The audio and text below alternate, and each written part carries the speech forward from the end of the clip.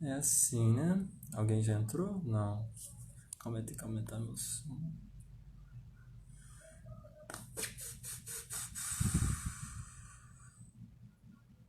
Agora eu convido a amigo. Estamos aguardando, né? Se não tiver feito nenhuma besta, não, foi. Alô! Tudo Tudo bom, rapaz? Melhor tudo agora. bem? Vamos Vamos ver dar um se não trava. tempinho. Não, vai dar tudo certo. Vamos ver aí, dar um tempinho pro pessoal chegar. Temos 15 pessoas, né? Aos poucos o pessoal vai entrando. Uhum. Gente, manda um. Calma aí que eu acho que meu vídeo tá. Não, tá certo. Ficou muito Manda bom. um. Manda um joinha aí, quem for entrando, se vocês estiverem escutando a gente bem, se estiver dando para escutar, só para a gente, ou então escreve aí, fala alguma coisa, só para a gente ter uma ideia aí de que todo mundo tá conseguindo Vocês escutar. estão vendo bem? A Jess mandou que sim. Uhum, Bruno também. Tá ótimo. Ok. Maravilha. Bom, e aí, Mila, quer esperar uns dois Vamos minutinhos começar então. aí? Vamos começar logo? Não, vamos Bom, começar. gente, E aí, vamos discutir depois. calma aí, Augusto, tá falando pra ajeitar a câmera. Ajeitar como, Augusto? Tá longe de mim? Tá perto de mim? Não tá pegando a. Não sei se tem como ajeitar. Ah, botar um pouco mais alto, né? Calma aí, deixa eu botar uns livros aqui então, rapidinho. É. Pessoal, que enquanto a live tiver com dúvida, pergunta, vocês escrevam que a gente anota para poder falar, tá bom? Ah, Melhorou, melhorou, tá Augusto? ótimo. Melhorou, né? Tá. Bom, então vamos nessa. É... Cara, boa. Então, gente, boa noite. Muito obrigado por participarem aqui de mais uma live nossa aqui da Borda.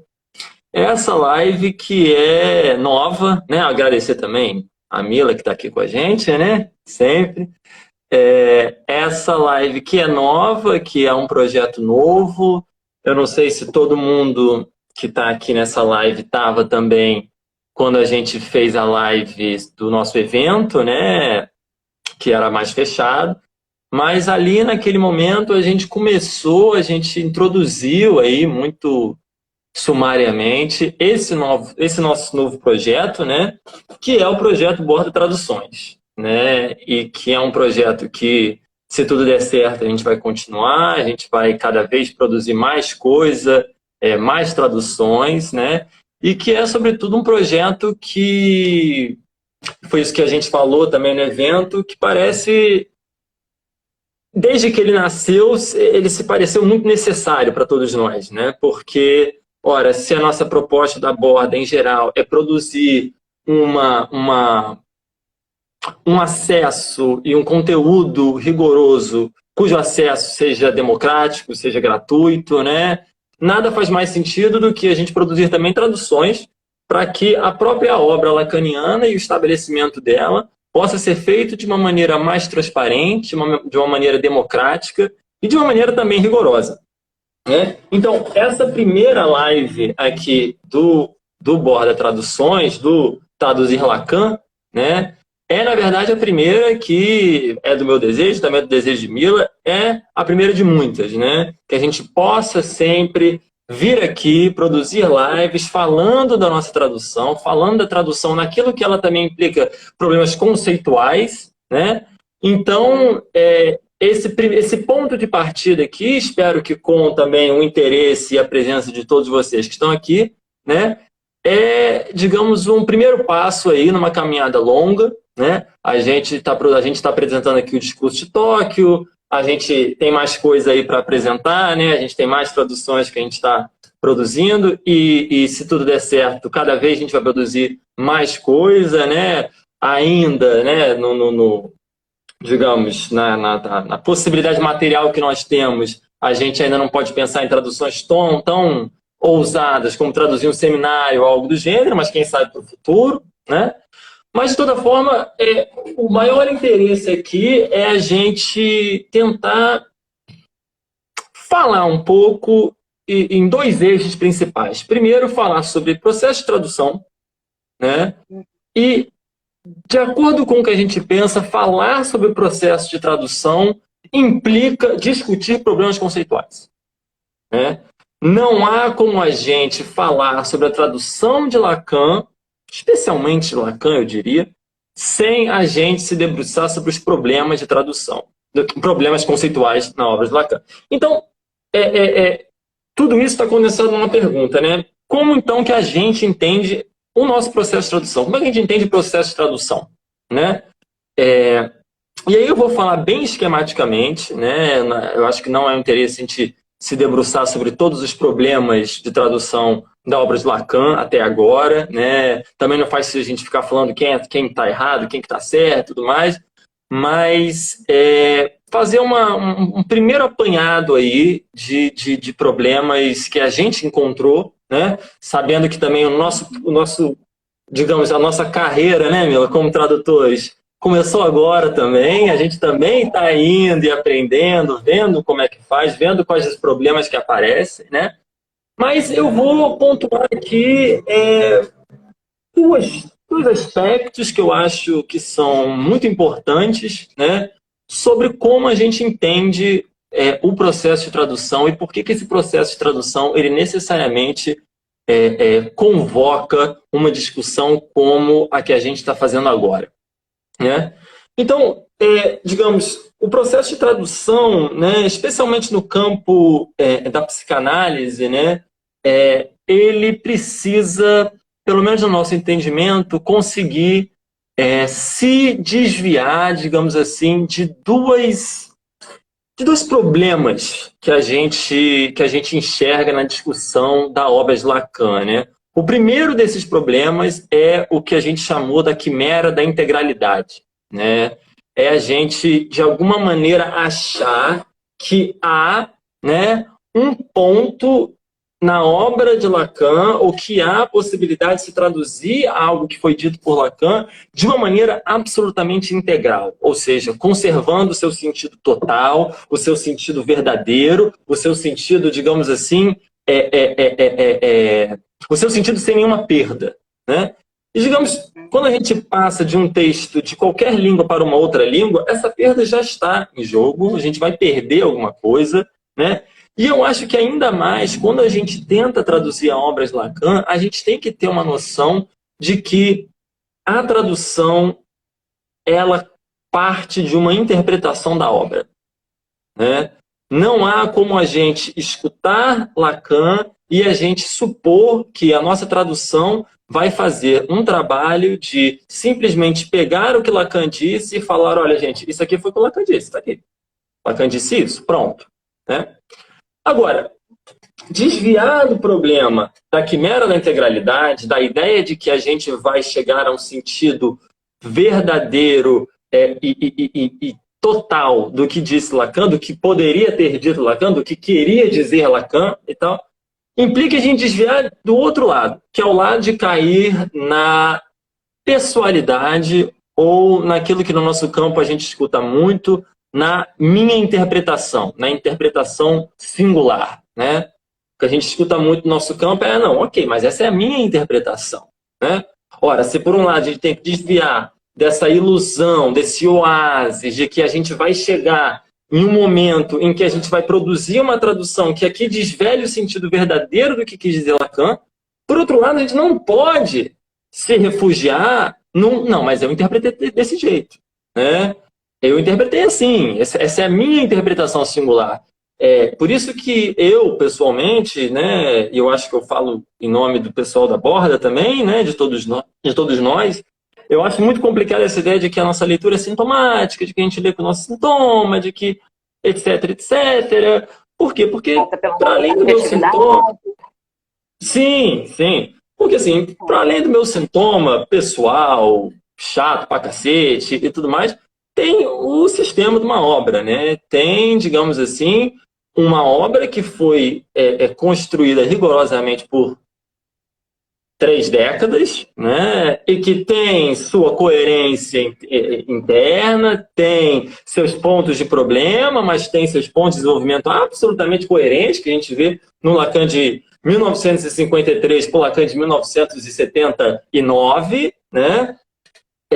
Então, a gente pensa em situar a tradução entre a cruz e a espada, né? Entre essa ideia, talvez, literalmente, de uma cruz de religião, da gente restituir a palavra verdadeira, restituir o sentido verdadeiro naquilo que disse Lacan, né? Mas, ao mesmo tempo, também não apostar no outro lado, que é, bom, essa é a minha tradução, e com essa minha tradução eu percorro o texto de Lacan, né? E ponto final, né?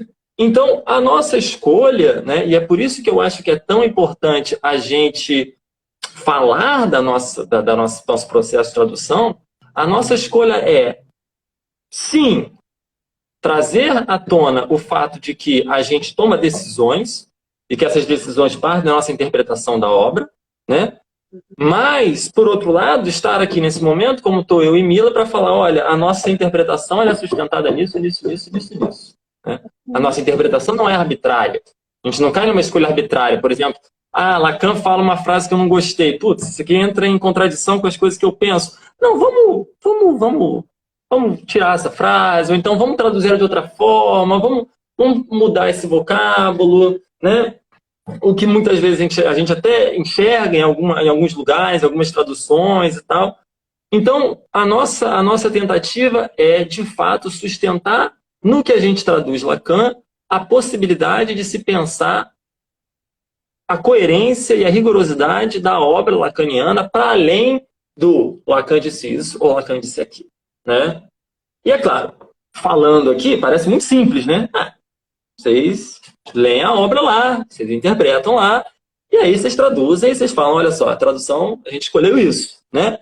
Agora, é muito mais complexo do que isso. Eu tendo a falar que o trabalho da tradução é um dos trabalhos mais ingratos que a gente tem no meio acadêmico em geral, né? Porque se você traduz muito mal um texto, desce o cacete em cima de você, porque você traduziu mal, porque você escolheu mal uma palavra. Então, e se você traduz bem o texto, você desaparece totalmente, né? Você, pronto, boa tradução e tal. De quem é a tradução? Sei lá, velho, mas tá maneiro, tá, eu falei e tal, né?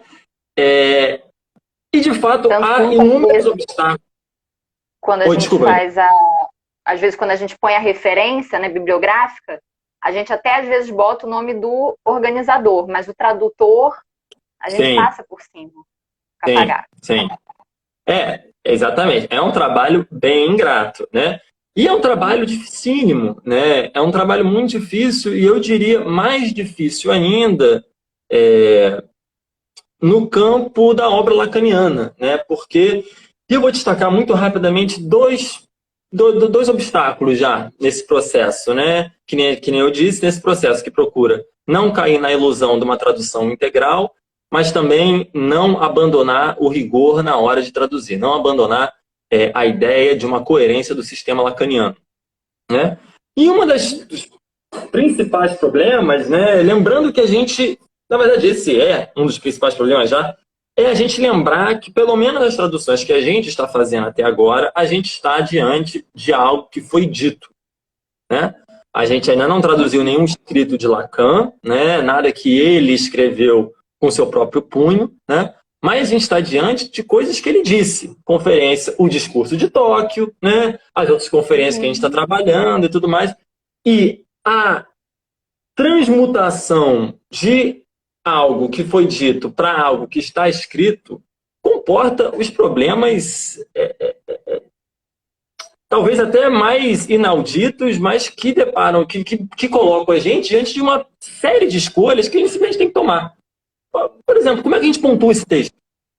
O que necessariamente é um ponto final? Por exemplo, o Lacan, quando ele fala, ele usa, às vezes, sentenças enormes. E quando a gente fala, é muito normal a gente, ao invés de começar uma frase e terminar ela aqui, a gente começa ela, aí começa uma certa digressão, aí a gente começa a falar de outra coisa, a gente lembra de uma coisa e fala ela, depois a gente volta no nosso primeiro ponto e tal. Blá, blá.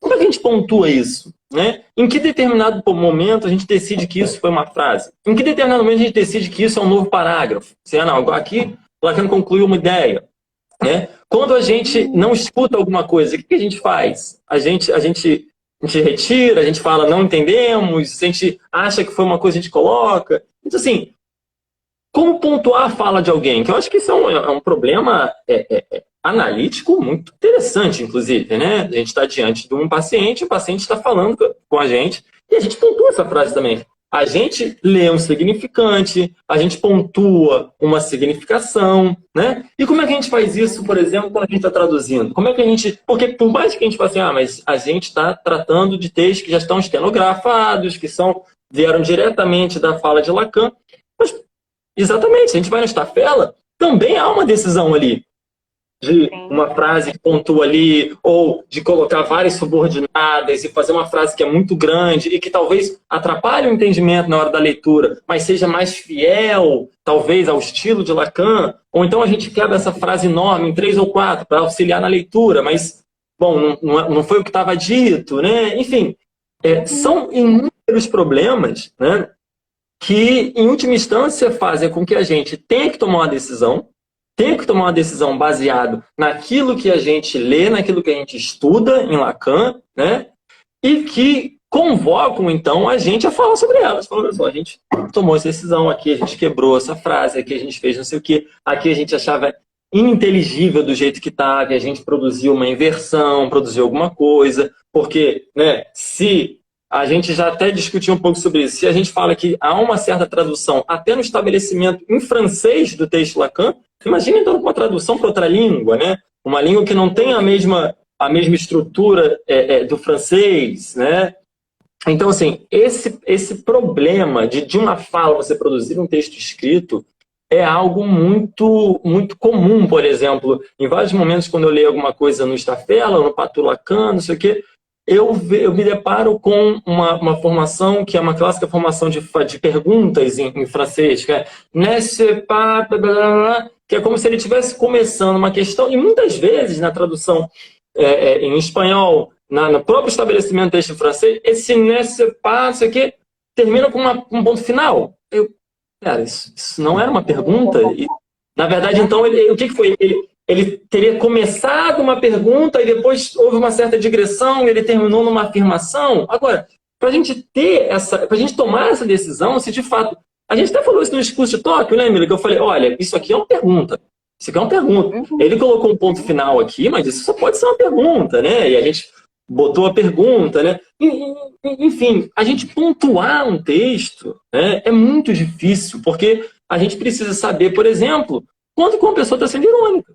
Porque quando a gente fala, a gente é muito irônico, eu pelo menos sou irônico pra cacete quando eu falo, eu sou sarcástico, eu faço brincadeira e tudo mais e tal. E o Lacan tem passagem que ele é absolutamente irônico. E se isso não se traduz na tradução, se isso não se traduz no estabelecimento do texto, com qualquer tipo que a gente, qualquer subsídio que a gente tenha para isso, 3 pontinhos, alguma coisa e tal, isso se perde totalmente. Isso se perde. Agora, isso demanda uma interpretação ativa do texto. No sentido de, aqui ele está sendo irônico, aqui ele está brincando, ele não está endossando esse ponto de vista, né? Ou então, aqui isso aqui é uma pergunta, né?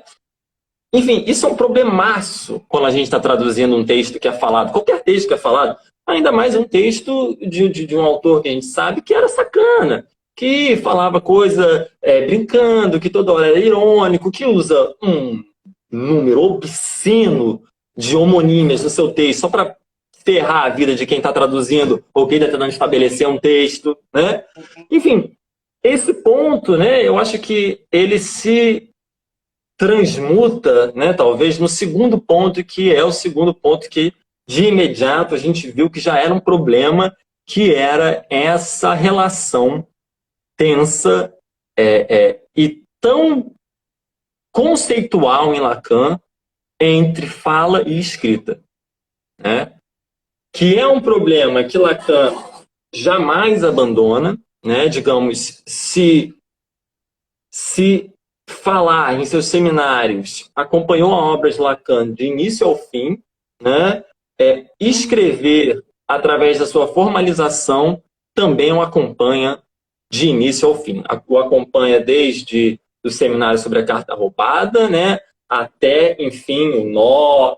Então, assim, essa relação tensa entre a fala e a escrita, por exemplo, no que ele coloca exatamente desde o seminário 16, e no seminário 17 ele retoma, né, o discurso sem fala, o discurso sem parole, né, que palavra pode ser palavra ou fala. Eu faço a leitura de que ali se trata da fala, né, do que para além da fala, subjaz, né? Qual é a estrutura dessa fala? E aí, obviamente, a gente está falando no seminário 17 dos 4 discursos, né? Do que estrutura essa fala, né? Mas mais do que isso, né? O que eu acabei de comentar, o Lacan, ele usa um número obsceno de homonímias, né? Ao longo da sua obra inteira. Ele faz uma série de frases inteiras, como, por exemplo, você vai ler o Eturdito, ou, por exemplo, você vai ler a terceira, você tem vontade de socar tudo que você vê pela sua frente, porque é um texto, né, que é cifrado, e é cifrado justamente por essa chave. O que se escuta naquilo que se fala e o que se escreve do que se fala. Né? Como é que a gente vai escrever isso? Então, quando a gente escuta, por exemplo, quando a gente escuta, né, literalmente escuta, Le Nom du Père, a gente pode escrever 3 coisas. Né? Os não tolos erram, o nome do pai, ou os nomes do pai, se quiser até, ou o não do pai. Né? Enfim, como é que a gente produz, né, ainda mais dessa língua que é outra, né, que é a língua francesa, então essas homonímias se traduzem com uma perda, digamos assim, do jogo de palavras, muitas vezes, né? Mas como que a gente, disso que é uma ambiguidade no texto, produz algo que na escrita não pode se remeter a essa ambiguidade de uma forma que a fala se remete? Porque na fala isso passa, isso vai produzir um equívoco no que a gente está escutando. Mas quando a gente lê, a gente vai ler, a gente no máximo, que é o que sempre se faz, a gente coloca uma nota de rodapé. Em francês, isso aqui pode significar também aquilo que, quando eu falei até do seminário sobre a carta roubada, o lettre, né? Que é carta, letra, que pode ser L apóstrofe être, que daria ser, né? Ou ser, né? Então, assim, a obra de Lacan ela é absolutamente permeada por todos esses problemas, por todos esses pontos em que, em última instância, a gente tem que tomar uma decisão. E a questão importante aqui não é a gente... Talvez a questão mais importante aqui seja a gente não abrir mão de falar das nossas escolhas. Né? Que eu acho que esse é o interesse da gente produzir essa série, traduzir Lacan. Né? É a gente falar, olha, essa decisão a gente tomou. A gente tomou baseado em muita coisa, a gente não tomou na nossa arbitrariedade, mas a gente tomou essa decisão. E essa decisão parte de uma interpretação. Né? E eu acho que é por isso, então, a gente já falou disso várias vezes ao longo dos nossos vídeos, ao longo dos textos e tal, e é por isso que talvez o processo da gente estar aqui produzindo traduções seja também mais uma forma conceitual, eu diria, da gente colocar em xeque a problemática do Lacan disse. Né? Ah, porque Lacan disse. Bom, com tudo isso, né? Estou tentando falar bem pouco, né? Mas com essas coisas que eu já elenquei aqui, é muito difícil você sustentar um argumento no Lacan disse. Porque o texto em francês de todos os seminários não está estabelecido pelo Lacan. Né? O texto estenografado do Staffela tampouco. O Patou também não. Né? E isso aqui falando da língua francesa. Na língua brasileira, na língua Brasil, na língua portuguesa e tal, então já é outra língua. No espanhol é outra língua, no inglês é outra coisa. Né? Ou seja, essa busca do Lacan disse e do não, mas é isso que está lá, bom, ela é inócua se a gente não sustenta aquilo que a gente quer passar em argumentos que tenham uma efetividade para além desse ad hominem que é Lacan. Que é Lacan, mas é o Lacan que disse. Mas, olha, o Lacan disse muita coisa. E quem disse que o Lacan não podia falar besteira? Porra, a gente faz uma live aqui de eu faço uma live aqui de 1 hora. Eu não consigo 25 minutos sem falar besteira, velho. Ué, as pessoas falam besteira, isso é normal. Não é porque eu quero Lacan, que ele não fala besteira. Né? Então, assim, o que a gente tenta, o que pelo menos é um pressuposto muito importante, pessoalmente, para mim, que sempre me interessei por tradução, e para a Borda também, que se interessa muito por uma transmissão rigorosa do ensino de Lacan. Essa tradução, esse processo que a gente vê aqui fazer essa live, representa justamente uma tentativa de trazer o debate conceitual de Lacan nesse nível que parece muitas vezes talvez desinteressante, talvez menos importante, né? Digamos, ok, traduzir Lacan, mas a gente pode, né, aprender francês, seria mais fácil e tal. Estava até conversando isso com o Pedro.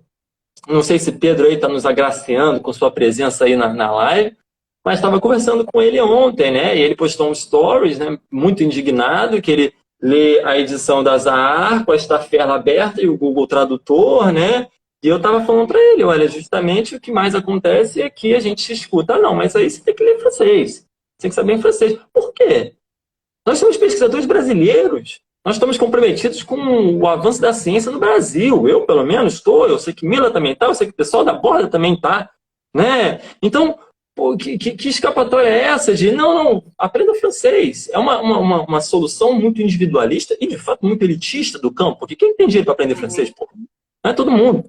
Então, o mais interessante nisso é que quando a gente começou a falar de tradução, quando a gente começou a colocar o problema de tradução para a gente discutir, a gente descobriu, né? E eu não sabia que isso era assim, a gente descobriu que a tradução, ela é uma discussão conceitual enorme. Não a tradução, o que é traduzir, mas a tradução de Lacan. A escolha dos termos, a escolha da conjugação de um verbo, a escolha da ordem da frase. Né? Isso que Mila vai falar um pouco mais, esse problema que a gente encontrou no discurso de Tóquio. Né? Então, só para terminar, né, é por isso que eu estava lendo recentemente esqueci o nome inteiro, mas a entrevista, Mila, que até você me passou, do Miller, de 1984, discutindo com o François Merret, sei lá como é que é o nome dele, sobre o estabelecimento dos seminários. E aí, tem um livro em espanhol, que é o estabelecimento, né, dos seminários de Lacan, e tem a tradução que foi feita do livro em artigo pela opção lacaniana. Sim. Se vocês quiserem, a gente pode mandar os links, tal. Vocês mandam uma mensagem para a Borda que a gente manda os links e tal. Mas em determinado momento, o Miller, nesse texto, ele faz uma certa diferença, depois posso passar a referência para vocês, entre decidir pelo sentido e restituir o sentido, né? E acaba escolhendo o restituir, né? Que ele diz que decidir pelo sentido eu colocaria numa posição muito desconfortável, mas restituir o sentido seria algo que estaria de acordo com o que ele faz. E eu acho que não é muito por aí. Eu acho que a ideia de restituir o sentido volta àquilo que eu falei anteriormente sobre a integralidade, sobre o fato de que teria um momento em que a gente chegaria àquilo que, de fato, né, a César o que é de César, a Lacan o que é de Lacan. Agora está aqui o sentido lacaniano. Né? Eu acho que faz muito mais sentido a gente falar... Faz muito mais sentido falar decidir pelo sentido. Decidir pelo sentido naquilo que implica uma interpretação dos tradutores, naquilo que implica uma escolha dos tradutores. Uma escolha que não é cega, se for cega só se for Tireses, aí tudo bem, mas uma escolha que é orientada por uma leitura, uma escolha que se faz a partir de uma bagagem que a gente tem, de discussões e discussões que a gente fez em cima de um texto só, né? Eu e Mila, com todo mundo da Borda, né? E mais fundamentalmente uma discussão que se coloca aqui diante de quem está aqui assistindo a gente, que eu não sei que não sei quem é, mas para a gente conversar, para a gente falar, gente, vamos lá, nossa escolha foi essa, e isso aqui é um problema conceitual que a gente encontrou, a gente tomou essa decisão e tudo mais, porque eu acho que justamente quando a gente produz uma tradução, né, uma tradução conceitual, né, acho que algumas outras traduções têm outras especificidades, né, mas quando a gente traduz conceitos, é necessário que a gente explique a nossa escolha e que a gente trabalhe em cima dela, a gente debata ela, né? Bom, mais ou menos isso, muito brevemente aí, mas... Muito brevemente, né? Falei pra cacete. Mas enfim.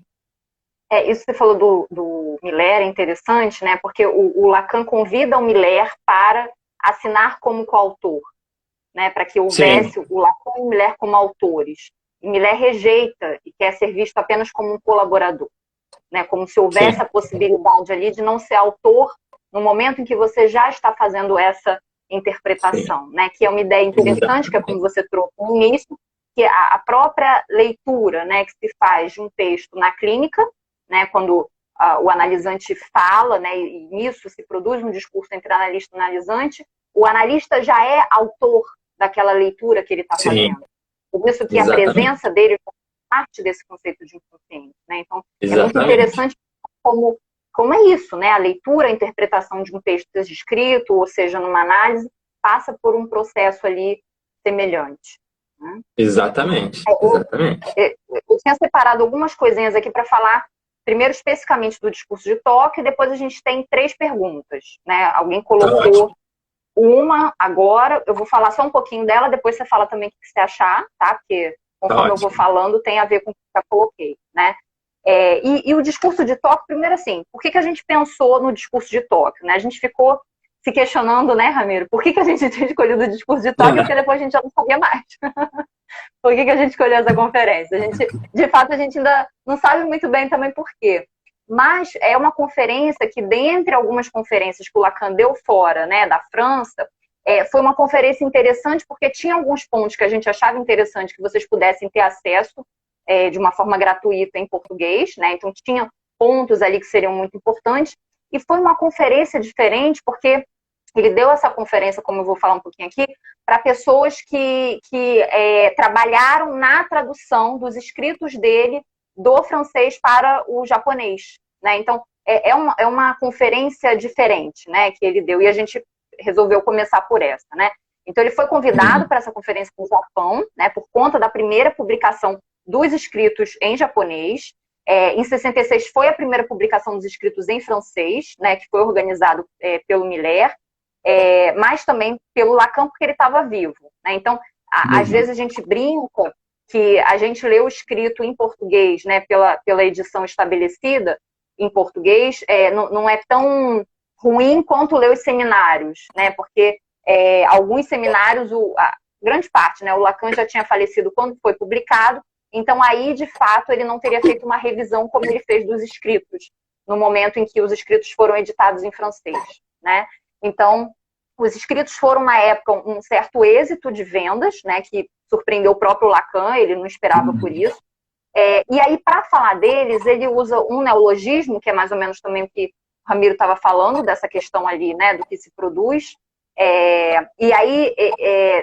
Tem um escrito, né, que é um outro escrito que está para vocês também em português, né, que chama Psicanálise e Razão de um Fracasso, de 1967, onde ele vai utilizar, para falar dos escritos, o neologismo publication, né, e ele faz a junção, né, de 2 termos, que é o pubelle, que seria a lixeira, né, isso que se joga fora, e a publicação, né, que seria ali o que ele fez com os escritos, ele publicou. E aí um tradutor famoso do ensino de Lacan em espanhol, né, que é o Ricardo Rodrigues Ponte, que acabou falecendo, ele teve uma ideia que está no site Lacantera, é um projeto que ele criou junto com colaboradores. Então, se vocês forem no Lacantera, freudiana.com.ar, vocês têm acesso a algumas traduções, né, que essa equipe do Rodrigues Ponte fez do francês, do Lacan em francês, para o espanhol. E é interessante porque é uma tradução também comentada. Então, muitas vezes, quando com neologismos, algumas questões, eles também colocam em notas de rodapé. E aí ele vai colocar, né, o Ricardo Rodrigues Ponte, por conta desse neologismo, ele vai dizer ali que o Lacan estava fazendo referência ao fato de que as pessoas compravam os escritos dele, mas não o liam, e se liam, não entendiam. Então, é como se a publicação ficasse ligada ao livro como um certo dejeto. Essa era a ideia do neologismo quando o Lacan construiu. Ideia que, obviamente, isso já é uma leitura e uma interpretação que o Ricardo Rodrigues Ponte faz da questão do neologismo. Ele já está dando esse sentido. Agora, é interessante que, em português, a frase que está nos escritos que é da Psicanálise e Razão de um Fracasso, assim, é que, de qualquer modo, eu não quis um sucesso de livraria. nem seu assentamento sobre o alarde em torno do estruturalismo, nem aquilo que para mim não passa de publicação. Então, o neologismo, né, na hora de traduzir, eles colocaram como publicação. Por que publicação? Não sabemos. Isso não está dito, né, na hora da tradução, isso não está colocado.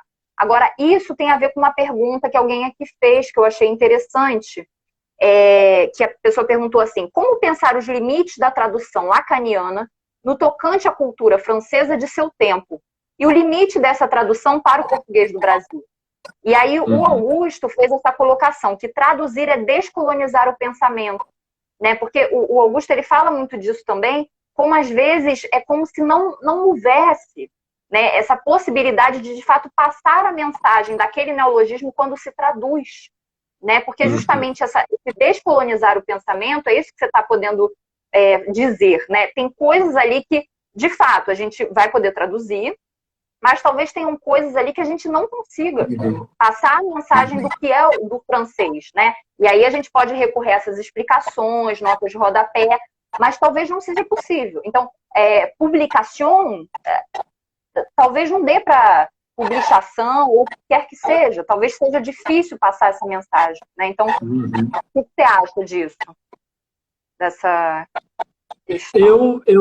Eu acho parecido com o que você acha. Eu acho, inclusive, teve uma passagem no próprio discurso de Tóquio que o Lacan, ele está falando de metonímia e metáfora, e ele fala, ele usa algumas expressões idiomáticas francesas, né? Essas expressões que têm um significado que não necessariamente se lê, não é literal, né? Essas coisas que vão sendo depositadas ao longo do uso da língua, né? E que as duas traduções que a gente estava usando, a francesa, a espanhola e a americana, né? Elas duas traduziam botavam a expressão em francês e botavam uma nota explicativa, né? E que, em determinado momento, o que a gente pensou, né, no processo, e que acabou não dando certo, na verdade, mas foi uma tentativa que a gente teve na hora de traduzir, foi, bom, para que a gente vai usar as mesmas expressões que o Lacan está usando? A gente tem uma série de expressões idiomáticas na nossa língua também, né? Então, às vezes, a gente fica grudado com o francês, aquilo que está no francês, né? E a gente não se autoriza ou não se emancipa, talvez, a pensar como brasileiros, né? A partir da nossa cultura, enfim, a partir da nossa língua, né? A gente fica nessa assim, mas publication é ótimo, né? Porque a palavra de publicação é perto de pubelle, né? E faz o neologismo que é ótimo, né? Talvez esse neologismo ele realmente não seja traduzível, né, para o português de uma forma tão boa, mas eu acho que no momento de traduzir, a gente tem que um pouco se libertar da necessidade de, por exemplo, traduzir exatamente esse termo, por exemplo, nessas expressões idiomáticas, né? Eu lembro que quando a gente foi traduzir, eu usei expressões que não tinham nada a ver com o que estava no original, mas que eram expressões que passavam o mesmo sentido. Aí uma última que ele elenca, que necessariamente tinha que ser table, que ele usa no francês, me complicou, porque eu não conseguia achar um equivalente daquilo no português. Eu não estava usando mais mesa, eu não estava usando mesa total, estava usando outra palavra que se encaixava nos exemplos, não com a mesma palavra, mas no sentido daquilo que tinha, e que no último eu não achei. Eu falei, putz. Aí a nossa escolha foi traduzir mais próximo ao texto, e no último a gente botou uma nota do que significava e tal, blá, blá, blá, blá. Eu lembro que era alguma coisa na ordem do tomar uma enquadrada. Eu usei quadro ao invés de mesa, porque em algum dos sentidos era tomar uma enquadrada, só que aí não encaixou. Assim, foi uma tentativa que eu falei, para que eu vou ficar ali, literalmente, se eu não consigo achar uma expressão tão boa, mas eu consigo achar em português, né?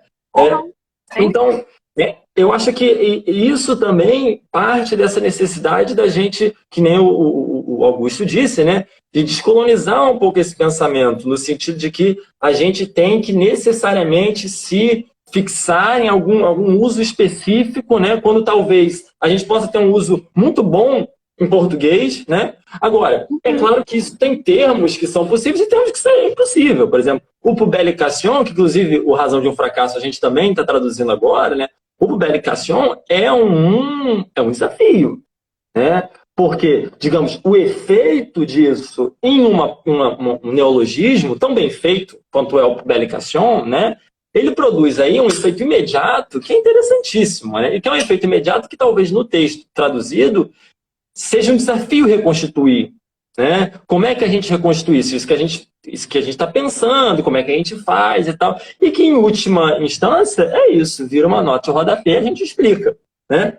Agora, a gente está diariamente traduzindo, se deparando exatamente com isso, com os limites do que na língua francesa pode passar para a língua portuguesa e aquilo que não pode também, a gente se dá a liberdade de não se prender. Falar assim, ok, mas será que aqui, na nossa língua, a gente não tem alguma coisa muito interessante também? Que possa se remeter a isso? Mesmo que seja completamente, mesmo que seja outra palavra, mesmo que seja completamente diferente, né?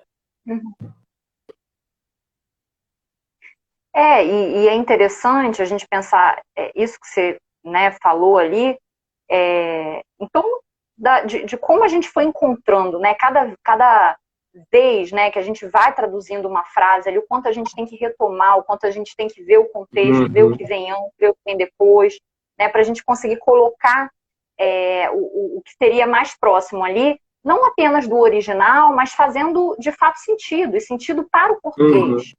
Sentido para quem está nessa cultura. Também é uma questão de cultura. Né? Então, são vários aspectos a se pensar ali no momento em que a gente tem que fazer essa decisão da tradução. Né? Exato. E é isso que, por exemplo... desculpa. Não, fala. E é isso que, por exemplo, quando você produz uma tradução como publicação, o que isso significa? Em português mesmo, o que significa publicação? Não significa nada. Nada. Sim, pelo menos para mim, assim, eu sei que era publication em francês. Então, quando eu leio publicação, eu tenho uma ideia de que eles tentaram colocar alguma coisa aí do lixo. Mas se eu não tenho essa ideia, quando eu estou lendo português, como é que eu vou ter a mínima ideia de que se trata de lixo, de lixeira? Publicação, né? Isso não me parece, isso parece mais na ordem da lixa, do tô me lixando, sabe? Do que de alguma coisa que você mete a lixeira. Então, assim, é uma tentativa de se produzir próximo que você simplesmente abre mão do sentido, né? Talvez por uma literalidade da palavra, mas, enfim, não produz esse efeito de literalidade, né? E tampouco traduz o sentido, né?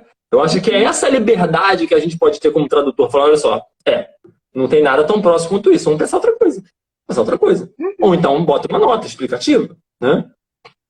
Sim. Aqui perguntaram assim, né? Falaram quanto gasto de energia essas questões de tradução podiam ser superadas, esses embaraços tão marcados estão a serviço de quê? Superado é isso que a gente está dizendo, né? Não tem uma forma de superar, tem uma forma de trabalhar com isso, né? Agora, esses embaraços estão a serviço de quê? Eu não entendi que embaraço, entendeu? Também não, Que embaraços são esses? A única coisa que eu não sei se eu interpreto corretamente aí o que a pessoa aí quis dizer, né? Mas eu acho que muitas vezes também, né, que é um aspecto que a gente falou do caráter interpretativo das traduções, né?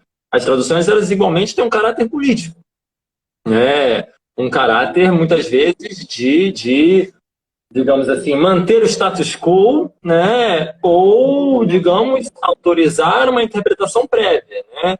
O que é uma complicação. Mas não sei se é isso que a pessoa quis dizer. Tem até um exemplo aqui, né? Que não é do discurso de Tóquio, mas como a gente está falando de tradução, vale a pena, né? No seminário 10 sobre angústia, na lição de 12 de dezembro de 1962, o Lacan disse assim, o significante, eu lhes disse em outra ocasião, distingue-se do signo, porque o signo é o que representa alguma coisa para alguém, ao passo que o significante é o que representa um sujeito para um outro significante. Essa é a tradução que a gente faz do Staffella, que está em francês.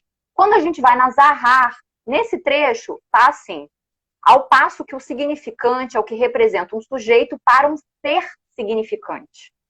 que é isso também que o Ramiro falou, da questão conceitual.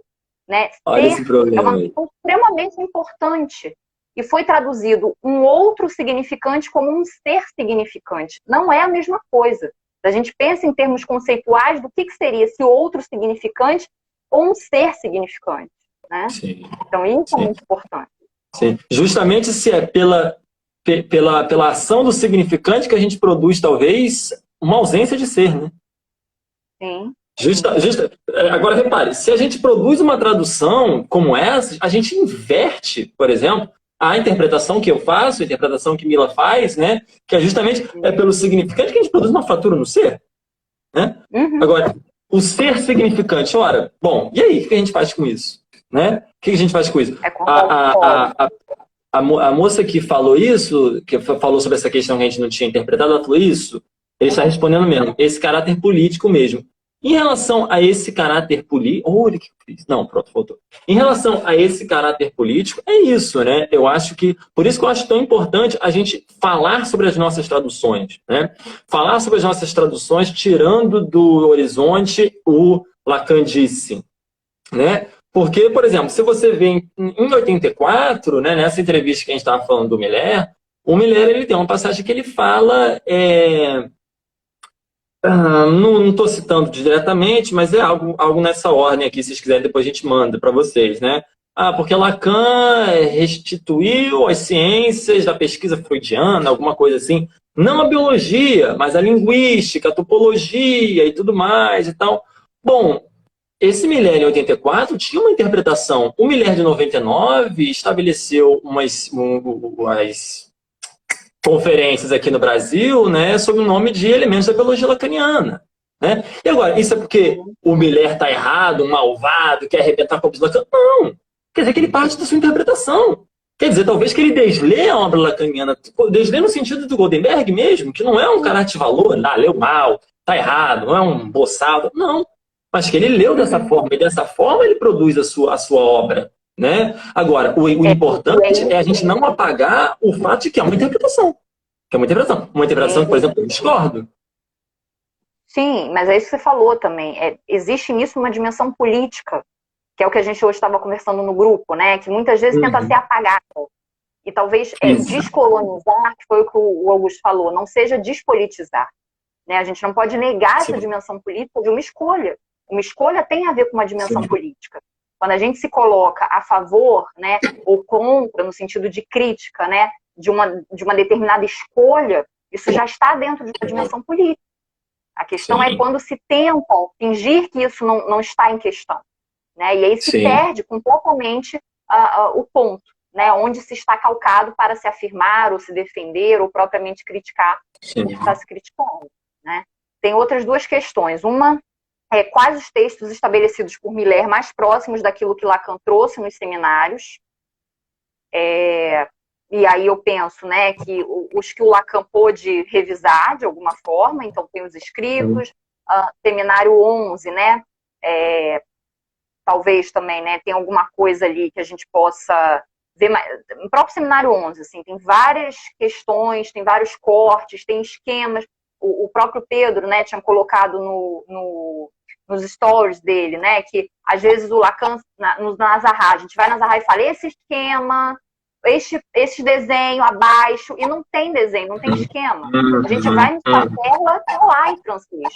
No português se tirou completamente. Isso dificulta a nossa leitura, porque com Lacan a gente não lê propriamente apenas palavras.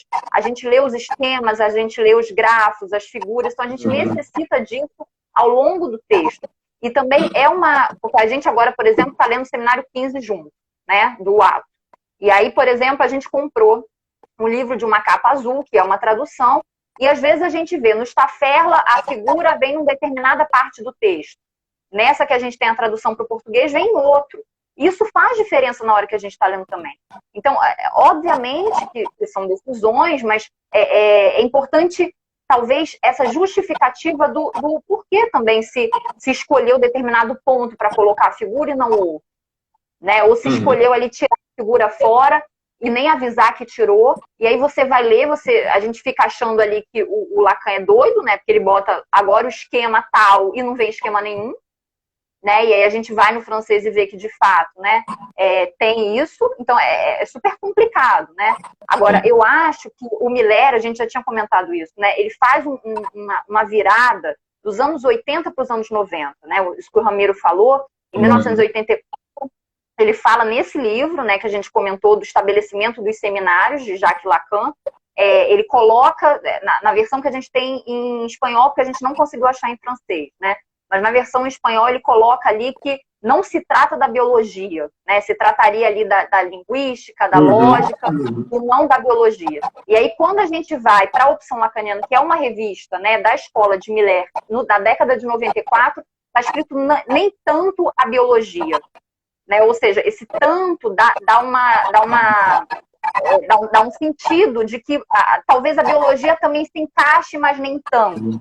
Quando o que o Miller está falando ali na década de 80 é que a biologia não entra nisso. A biologia não entra como um fundamento no ensino de Lacan. Então, isso, né? Eu acho que tem um livro que eu cheguei a utilizar que chama Percurso de Lacan, uma introdução do Miller, que eu achei interessante. Tem coisas ali que eu não concordo, mas tem partes que sim. E é da década de 80. Agora, na década de 90, tem coisas ali que eu acho que não... Agora, não sei, o que você acha? Os textos estabelecidos por Miller mais próximos daquilo que o Lacan trouxe? Olha, eu acho que, na verdade, eu me remeto aqui ao que disse sobre a questão do trabalho do tradutor ser ingrato, porque eu, honestamente, eu não lembro de um seminário que eu estava lendo e que eu estava acompanhando a tradução e que eu tenha falado assim, isso aqui é ótimo, isso aqui realmente está muito fiel ao texto. Eu só lembro aqueles que eu discordei frontalmente, né? Por exemplo, até aproveitando o que a Mila disse, o estabelecimento do texto do seminário 20, em francês mesmo, ele é escandaloso. Ele é uma coisa assim que me frustra muito, porque é o texto que está estabelecido, é o texto que que foi traduzido, né? E que você vê, às vezes, parágrafos inteiros que não estão lá no estabelecimento francês. Não estou nem falando que o pessoal da Zahar que desceu lendo o texto, não. No estabelecimento do texto da CEU, né? Tem trechos inteiros que não constam lá. E de novo, falando do aspecto político que a pessoa trouxe ali, né? Bom, eu não tenho muito como não pensar que é justamente aí que, bom, nessa leitura do 20, que, por exemplo, o Miller sustenta toda a sua tese sobre o gozo do corpo vivo, né?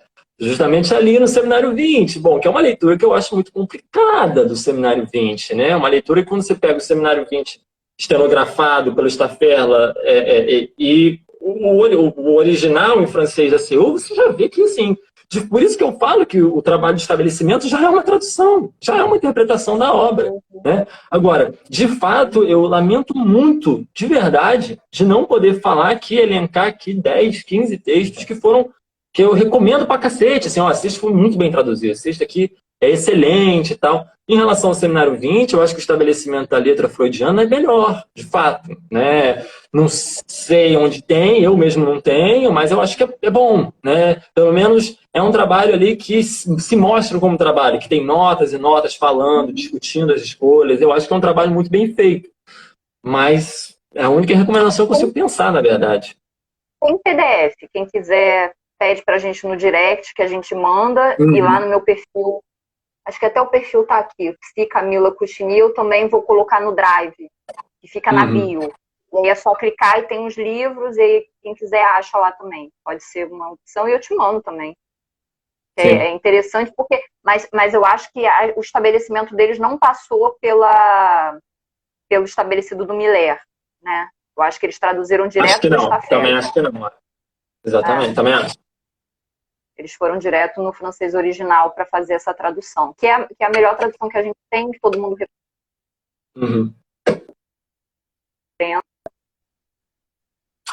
A Mila caiu só para mim? Então, voltou. Voltei. Voltou. A gente só tem 5 minutos. Tem uma outra pergunta que fizeram. Quais os erros mais comprometem a leitura do ensino de Lacan? A leitura ou a tradução? Eu acho que quais os erros ali de tradução, de repente, né, mais comprometeriam a leitura do ensino, da obra, né, do texto em si? Eu acho que assim, eu estou progressivamente pensando menos sobre os erros e mais sobre, para mim, o maior erro é não se apresentar, é se esconder atrás do texto. É falar, olha, isso aqui é a tradução, Lacan disse isso. Eu acho que esse é o maior problema. Eu acho que você tomar as suas escolhas, ok, né? Tem coisas que se você não traduz o que Lacan disse, você está simplesmente alterando o que foi dito, né? Tem coisas que são, você escuta no áudio, que você vê que é inequívoco, né? Por mais que seja frustrante para algumas coisas que a gente pensa, tem coisas que são absolutamente inequívocas no que o Lacan fala, né?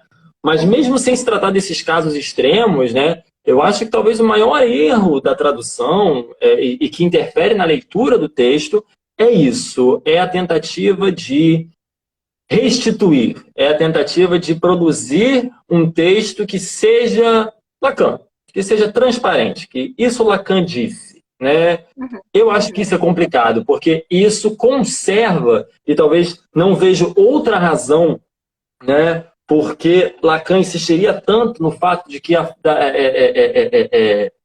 o movimento da ciência, né, independe inteiramente da subjetividade do cientista ou de quem quer que ele seja e tal, o exemplo lá que ele dá do Cantor e tudo mais, justamente porque é um problema para o avanço do debate a ideia de que a verdade de alguma coisa estaria remetida, em última instância, a algo que ele disse e que está transparente em algum texto, né? Porque a palavra do Senhor, a gente precisava dos exegetas para traduzir, né? Não sabiam ler latim na Idade Média, os exegetas liam e falavam, bom, aqui está a verdade, dou a verdade a vocês. E bom, né?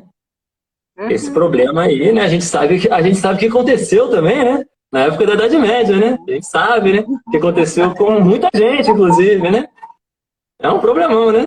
Mas eu acho que esse é o maior erro, né? E eu acho que é esse o erro que a gente não quer cair, né? A gente não quer cair nesse erro. A gente quer fazer uma live e falar assim, gente, olha só, espero que vocês tenham lido o texto. Alguma coisa aí pareceu estranho para vocês? O quê? Fala aí, pergunta, manda pergunta pra gente, a gente conversa, né? E a ideia é que, digamos assim, nas lives subsequentes a essa, a gente não fique só falando de tradução, mas justamente dos problemas conceituais de um texto. Fala assim, isso aqui é o negócio. Foi o que eu falei naquele momento, né?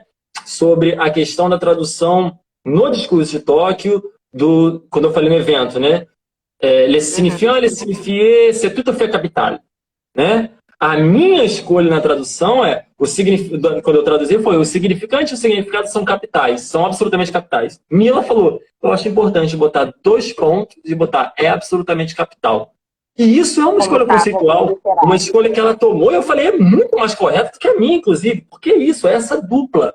Ele estava falando justamente sobre o sintoma e sobre como que essa relação se faz e tal. E é sobre essa relação que a gente incide na clínica. Né? É sobre isso, em última instância, que a gente quer discutir. A gente quer mostrar que essas escolhas de tradução não podem ser apagadas como escolhas. E têm que ser debatidas. Têm que ser debatidas no âmbito público, no âmbito daqui, agora, quer dizer, né? Aqui na live, né? Mas com todo mundo que se interessar. Eu acho que é isso, né? É super importante a gente poder estar sempre trazendo e tornar assim, essa tradução viva, né? Um movimento ali que a gente possa ir traduzindo, mas também que a gente possa, através das lives, né? E podendo trocar essas ideias ali, para que a gente também possa passar ali os certos bastidores, né? Mas que fazem parte da tradução. E isso muitas vezes se perde quando o texto está pronto, né? A gente aqui acabou o tempo, acho que a gente pode encerrar. O que você acha? Ou a gente abre uma outra, não sei. Não sei, alguém tem mais alguma questão? Quer trazer? A gente pode abrir uma outra, se vocês quiserem falar mais alguma coisa. Eu acho que eu já falei tudo que me interessava falar agora, mas se alguém tiver alguma questão aí que queira trazer, a gente pode abrir uma outra. Senão a gente fica nessa aqui e depois a gente faz outra, né? Sim. Outra, a gente vai fazer outra conforme a gente for traduzindo ali, a gente vai fazendo essas lives para trocando sobre isso. Então, tá. Temos 25 segundos. Então vamos despedir, então, né? Obrigada, gente. Gente, muito obrigado. quinta-feira, sem ser essa quinta, a próxima, eu vou falar junto com a Jéssica sobre o artigo sobre resistência do analista na revista de número 1, tá? Imperdível. Beijo, gente. Boa noite aí pra vocês.